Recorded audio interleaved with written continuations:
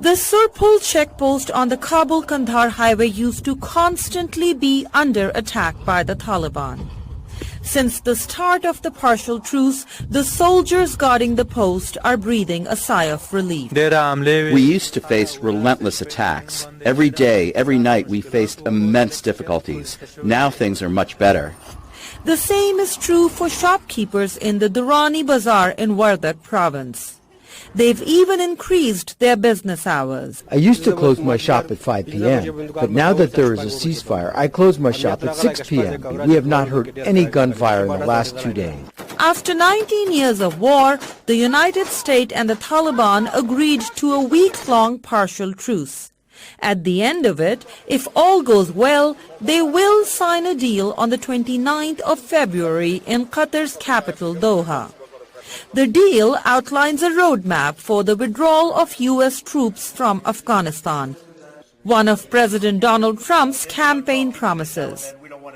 It also requires the Taliban to negotiate with other Afghans, including the government, on the future direction of their country.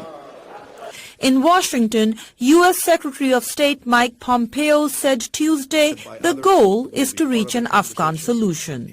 Our mission set is very clear.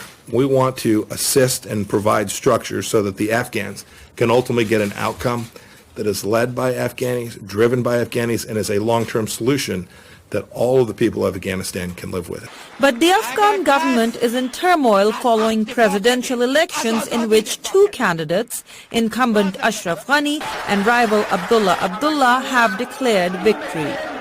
The bitter standoff comes at a time when Afghan politicians should be building consensus on how to negotiate with the Taliban, says analyst Michael Kugelman. And yet at that very moment when you most need that common united front, these long-standing divides within the Afghan political class have been exacerbated because of this political crisis coming out of the elections.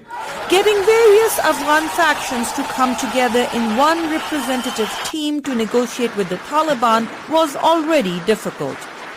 Observers say this crisis has just added to it. Aisha Tanseem, VOA News, Islamabad.